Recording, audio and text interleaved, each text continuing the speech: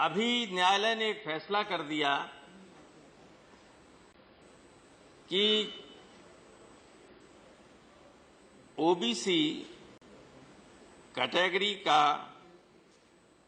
Candidate OBC category में ही जाएगा। अगर मान लीजिए वो टॉप करता है, वो तब भी ओबीसी में जाएगा। तो आपने एक तरीके से न्यायालय ने एक तरफ न्यायालय का ये है कि 50% से ज्यादा आरक्षण नहीं हो सकता, 49.5% आरक्षण है ओबीसी और एससी एसटी का। तो जब ओबीसी या एससी एसटी का कोई ऊपर मेरिट में जाने वाला है और जनरल कैटेगरी में आता है, वो नहीं जा सकता है। इसके मानिए आपने देश की 15% जनसंख्या के लिए 50.5% रिजर्वेशन कर दिया। हुआ कि नहीं हुआ राउत जी? 15% आबादी के लिए 50.5% आरक्षण और 85% आबादी के लिए 49.5% आरक्षण। जब न्यायालय इस तरह के फैसले देने लगेंगे तो आप लाइए आयोगों को, कुछ नहीं हो सकता। लगातार लोगों को मेरा तो ये सुझाव है, अभी आप क्या करने वाले, ये जब आ जाएगा ये पिछड़ा वर्ग आयोग, इसी पिछड़ा वर्ग आयोग से आप इसमें फिर और वर्गीकरण कराएंगे। किन जातियों ने इसका आरक्षण जो है ले लिया ज्यादा, इन जातियों ने बहुत आरक्षण छीन लिया है ओबीसी में, इनने जो छीन लिया है एससी एसटी में। ये तो दिखाई पड़ता है सबको। लेकिन जो 50.5% में जिनकी आबादी 0.1% इस देश में नहीं है, वे 10% आईएएस, 15% आईएएस हैं, उनकी तरफ किसी का निगाह नहीं जाती। इसलिए मेरा सुझाव है ये झंझट हमेशा के लिए खत्म हो सकता है। अमित शाह साहब आप चाहें तो इस देश में जातियों का पूरी जनगणना करा लीजिए जात वाइज, और उसी के हिसाब से आरक्षण कर दीजिए। उसी के हिसाब से कोई ओबीसी नहीं, कोई एससी एसटी नहीं, कोई प्रकाश नहीं, कोई जनरल नहीं, आप केवल जात के आधार पर आरक्षण सारे देश में करा दीजिए। हम और पूरा बैकवर्ड और सारे लोग बहुत प्रसन्न होंगे कि आपने बहुत अच्छा काम किया। वरना ये जो अब ये साजिश आगे चलेगी, इस बिरादरी इस ओबीसी से इसको हटा दिया जाए, उसको हटा दीजिए, आप हटा दीजिए। पिछली बार एक बहुत बड़े संवैधानिक पद पर बैठे हुए व्यक्ति ने उत्तर प्रदेश के बारे में ये कह दिया था कि कम्युनिटी के लोग जो हैं इंपॉर्टेंट पदों पर हैं, और बाकायदा नाम लेके कहा था कि किस जात के हैं।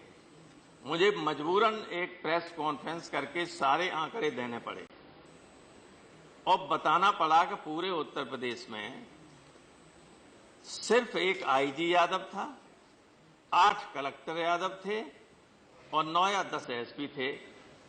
इससे बड़े अधिकारी, आईजी से ऊपर एडीजी डीजी कोई था ही नहीं। एक एडीजी थे, बाद में डीजी हुए बस। इतने बड़े राज्य में इतनी बड़ी आबादी के बाद कोई संवैधानिक पद पर बैठा हुआ आदमी ये लांछन लगाए, तो ये लगेंगे। आप देखिएगा आगे चल के ये जो आप बना रहे हैं, ये जो ला रहे हैं आप, इससे लाभ नहीं मिल पाएगा लोगों को।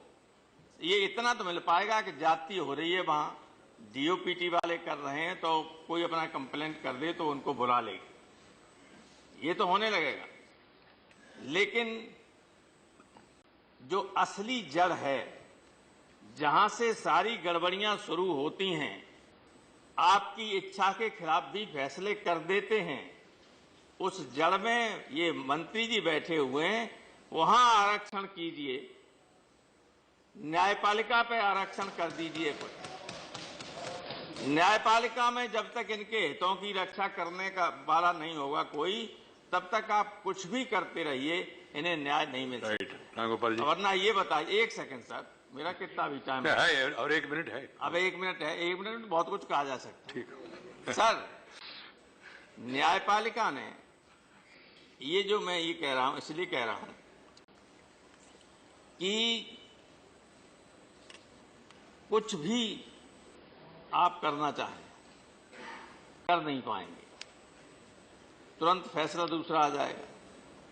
भाई तो आप लोगों की कैबिनेट के फैसले को बदल देते हैं लोग। 13 जजों का फैसला, इंदिरा साहनी केस का तो सबसे बड़ा बेंच थी, उसका फैसला था, उसी का फैसला था ये आरक्षण वाला, और ये कह दिया कि ये लोग नहीं जा पाएंगे जनरल कैटेगरी में। ये एक जज का फैसला था, वो भी हाई कोर्ट का था। हाई कोर्ट का एक जज सुप्रीम कोर्ट के 13 जजों की बेंच के खिलाफ फैसला दे सकता है और वो लागू हो जाता है। तो इस पर विचार कीजिएगा। जब तक आप जुडिशरी में आरक्षण नहीं देंगे और ये कीड़ा जब तक दिमाग में पाले रहेंगे कि भाई बैकवर्ड और शेड्यूल कास्ट में यादवों ने जाटवों ने आरक्षण ले लिया है, तो मैं कहता हूं ठीक है, जातबाज कर दीजिए सबका, हमें कोई एतराज नहीं, कर दो जातबाज। तो आधा % 1%, 3%, 2%, 0.1% भी नहीं आएगा नंबर, जो अभी सब कुर्सियों पर बैठे हुए सब। राइट रंगोपाल जी, ठीक है। इसलिए मैं कहता हूं कि ये जो बनात रहे हैं, आगे अगर इस तरह की कोशिश होगी कि इसका भी विभाजन किया जाए, तो फिर आंदोलन इस बात का होगा कि इस देश में जाति के आधार पर, जनसंख्या के आधार पर आरक्षण हो। Thank you. नेशनल दस्तक की आपसे गुजारिश है कि अगर इसको बचाना चाहते हैं तो नेशनल दस्तक को सब्सक्राइब करने के लिए रेड कलर के सब्सक्राइब बटन को दबाएं, फिर बेल आइकन की घंटी दबाएं। नेशनल दस्तक को बचाने के लिए बहुत जरूरी है कि हर खबर को शेयर करें, लाइक करें, कमेंट जरूर करें।